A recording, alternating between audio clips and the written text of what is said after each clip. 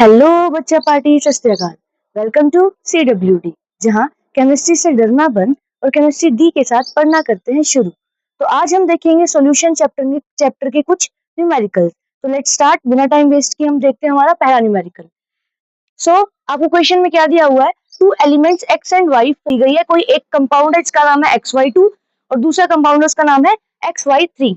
If 1 ग्राम, उसका given mass हो गया, लेकिन आपको क्या नहीं पता, अब इसका नाम तो नहीं पता, यानी आप मोलिकुलर मास नहीं निकाल सकते। तो आपको गिवन मास दे रखा है किसका, XY2 का। फिर वो किस में डिसोल्व हुआ है, 25 ग्राम ऑफ H2O में, यानी सॉल्वेंट की वैल्यू भी दे दी।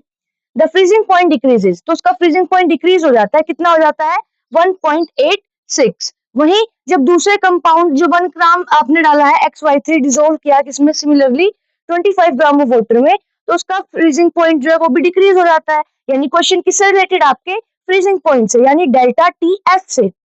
गिवन KF की वैल्यू आपको गिवन है, आपको बताना क्या है कि x और y का एटॉमिक मास क्या होगा।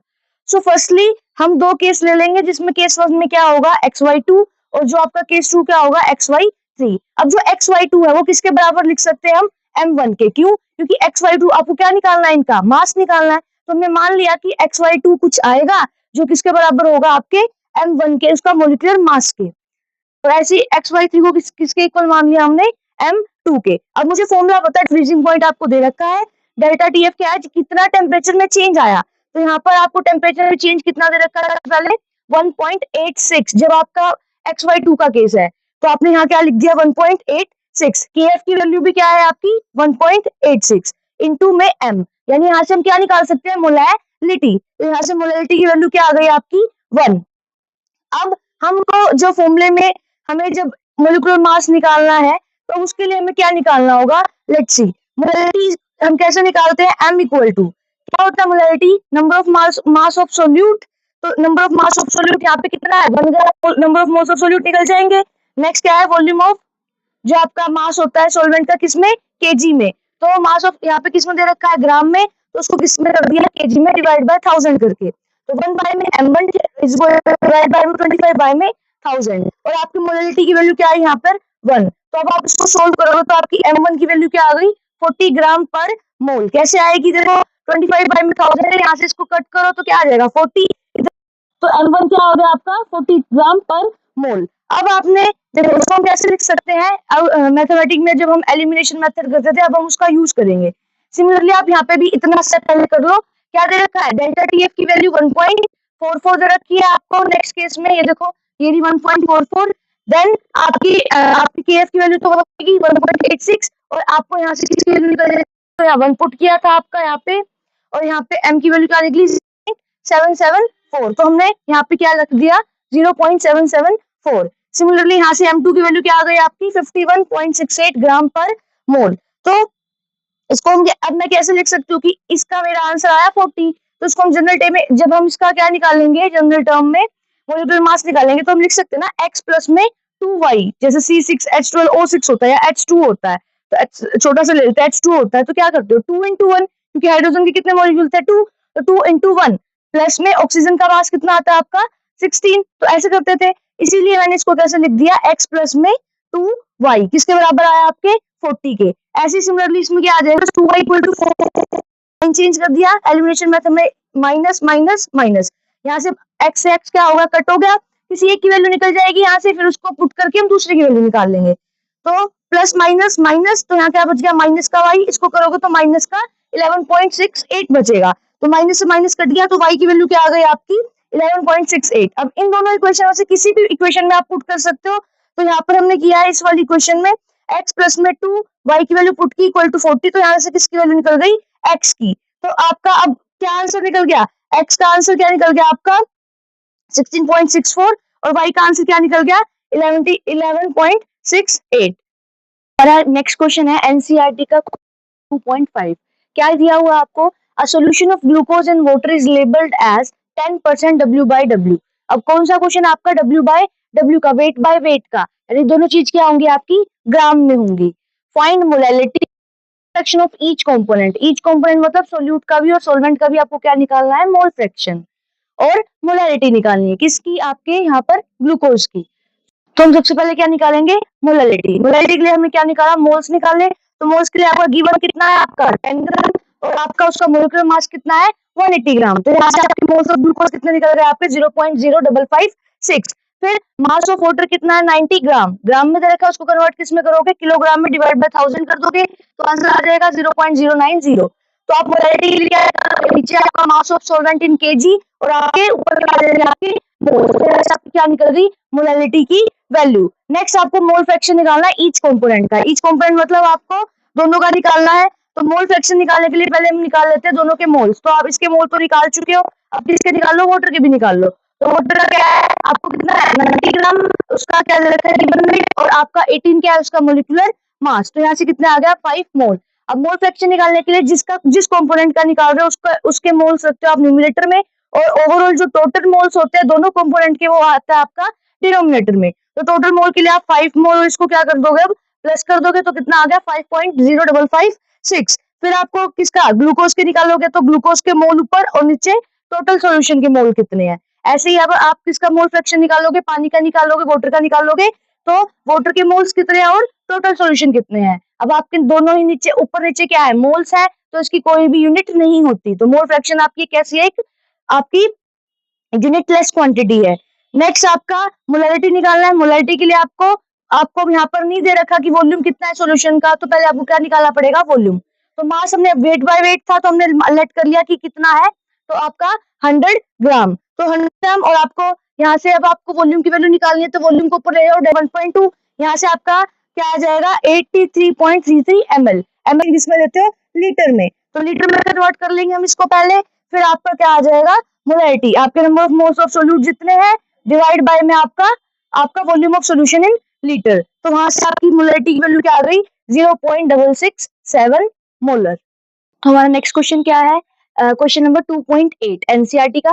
वाटर में यानी क्या है, ये सॉल्वेंट, और उसके बाद क्या दे रखा है आपको, डेंसिटी, और निकालने को क्या कहा है आपको, मोलैरिटी और मोलैलिटी। सबसे पहले मुझे क्या होगा, इथाइलिन ग्लाइकोल का मोलिकुलर मास निकालना पड़ेगा। मोलिकुलर मास निकालने के लिए उसका फॉर्मूला पता होना चाहिए।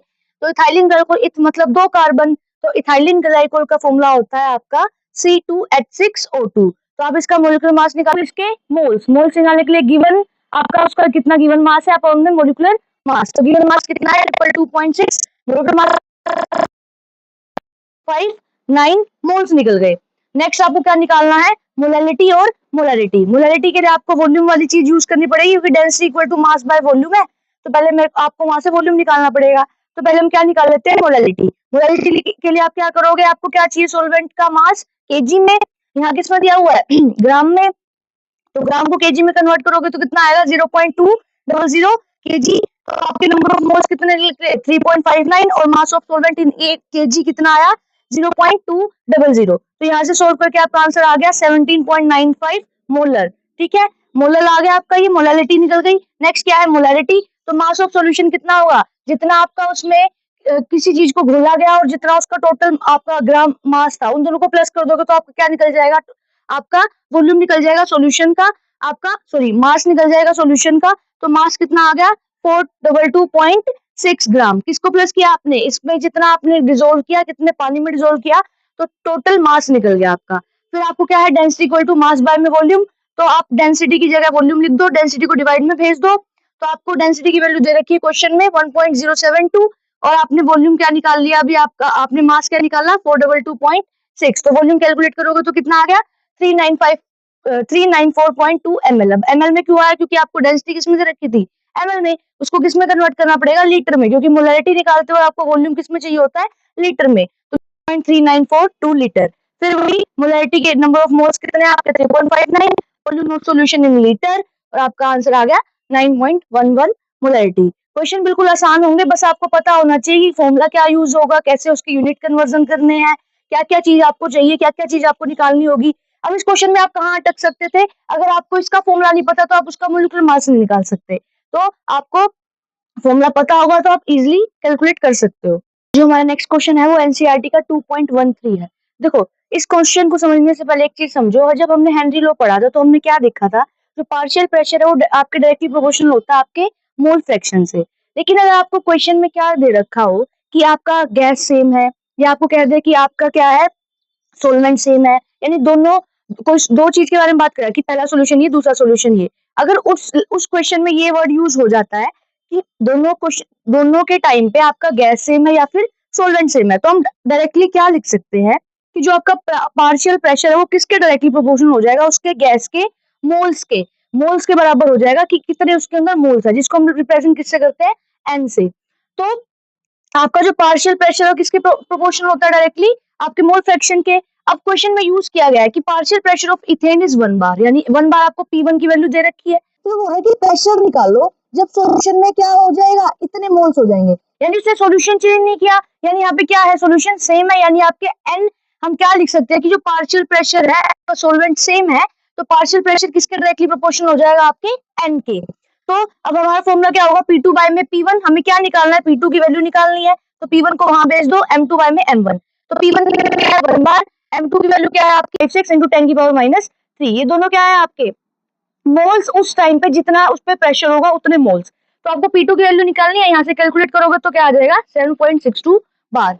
ध्यान रखना हमेशा यूज करना है ये कि मोल फ्रैक्शन के हेल्प से हम क्वेश्चन को सोल्व करेंगे, लेकिन अगर वहां पे वर्डिंग यूज है कि सेम गैस है या फिर सॉल्वेंट क्या है, सेम है, उसने कुछ चेंज नहीं किया है सॉल्यूशन के अंदर, तो हम डायरेक्टली रेशो किसकी ले सकते हैं, उसके किसके साथ रिलेशन शो कर सकते हैं, नंबर ऑफ उसके अंदर कितने मोल्स हैं, तो directly proportional to N. Hope so आपको ये क्वेश्चन समझ आया होगा। तो हमारा नेक्स्ट क्वेश्चन क्या है, एनसीईआरटी का क्वेश्चन नंबर 2.16। देखो क्या है क्वेश्चन में दिया हुआ, heptane and octane form an ideal solution. Ideal solution के बारे में बात आ रही है, उसके बाद आपको क्या दे रखा है, आपको उसका वेपर प्रेशर भी दे रखा है। तो फर्स्ट लो का फॉर्मूला क्या होता है, P equal to P not into chi A. अब आपको पी नोट ए और पी नोट बी की वैल्यू तो दे रखी है, यानी आपको क्या निकालना होगा, काई ए निकालना होगा, और आपसे क्या पूछ रखा है, टोटल वेपर प्रेशर निकालो जब मिक्सचर के अंदर हेप्टेन कितने ग्राम है 26 ग्राम और ऑक्टेन कितने ग्राम है 35 ग्राम। तो सबसे पहले हम क्या निकालेंगे, उसका मोल फ्रैक्शन। मोल फ्रैक्शन निकालने के लिए हमें क्या निकालना होगा, नंबर ऑफ मोल्स। तो सबसे पहले नंबर ऑफ मोल्स निकालेंगे दोनों के। अब मुझे पता है कि हेप्टेन हेप्टेन कौन सी फैमिली, आपने क्लास 10th में पढ़े थे ना, एल्केन का फॉर्मूला क्या होता है, CnH2n+2। तो यहाँ पे हेप का मतलब कितने 7 कार्बन, तो फॉर्मूला में पुट करोगे तो C7 7 2 14 प्लस में 2 कितना आ गया 16, C7H16, और ऑक्टेन का फॉर्मूला क्या आ जाएगा C8H18। इस हिसाब से आप सबसे पहले इसका क्या निकाल लोगे, इसके मोलिकुलर मास, यहाँ से निकालोगे तो आएगा 100, इसका निकालोगे तो आएगा आपका 114, और आपको क्या दे रखा है, गिवन मास कितना है उसका 26 ग्राम, और इसका कितना है 35 ग्राम। तो नंबर ऑफ मोल्स निकालने के लिए 26 बाय में 100 हो गया। 100 कहाँ से आया आपका, आपका हेप्टेन का मोलिकुलर मास, और ऑक्टेन का मोलिकुलर मास 114। तो आपको क्या निकल गया, नंबर ऑफ मोल्स। अब आपको मोल फ्रैक्शन निकालने के लिए क्या चाहिए, टोटल मोल्स चाहिए होते हैं, और साथ में जिस कंपोनेंट का आप निकाल रहे हो वो आप न्यूमिनेटर में लिख देते हो। तो टोटल मोल्स को लिए आप क्या कर दोगे, निकालना। मोल फ्रैक्शन क्या है, काई ऑफ हेप्टेन और काई ऑफ ऑक्टेन कैसे निकलेगा, आपको 0.26 क्या निकले, उसके मोल्स निकल गए, डिवाइड बाय में उसके टोटल मोल्स कितने हैं 0.567। सिमिलरली ऑक्टेन की कितने 0.07, और टोटल कितने हैं 0.567। दोनों को कैलकुलेट करोगे तो क्या आ जाएगा आपका, कुछ ना कुछ यहाँ पे क्या है 0.459 और वहां पे 0.541, और आपकी मोल फ्रैक्शन कैसी है, यूनिटलेस क्वांटिटी है। फिर स्टेप थर्ड क्या है आपका, रॉयल्स लॉ को यूज करो, PA equals to P naught A chi A. अब आपको क्या निकालना है, हम यहाँ पे P1 लेके, तो P1 निकालना है, P नोट ए की वैल्यू क्या दे रखी है आपको 105.2, और P नोट बी की वैल्यू क्या दे रखी है आपको 46.8। फिर आपका आप यहाँ पे निकाल चुके हो काई ए और काई बी की वैल्यू, तो काई ए की वैल्यू क्या निकली आपकी 0.459 और काई बी की वैल्यू 0.541। दोनों को मल्टीप्लाई करके आपका आंसर क्या आ गया, P1 ये आ गया, P2 ये आ गया। अब आपको निकालना क्या था, total vapour pressure. Total vapour pressure के लिए आप क्या करोगे, दोनों को ऐड कर दोगे तो आपका आंसर आ जाएगा। नेक्स्ट क्वेश्चन का है 2.17। क्वेश्चन बिल्कुल आसान है, बस हमें यहाँ वर्ड समझना है, 1 मोलर की क्या होता है 1 molar. The vapour pressure of a water at 300 kelvin is 12.3 kPa। फिर हमें वेपर प्रेशर निकालना है कब, 1 मोलर सॉल्यूशन का।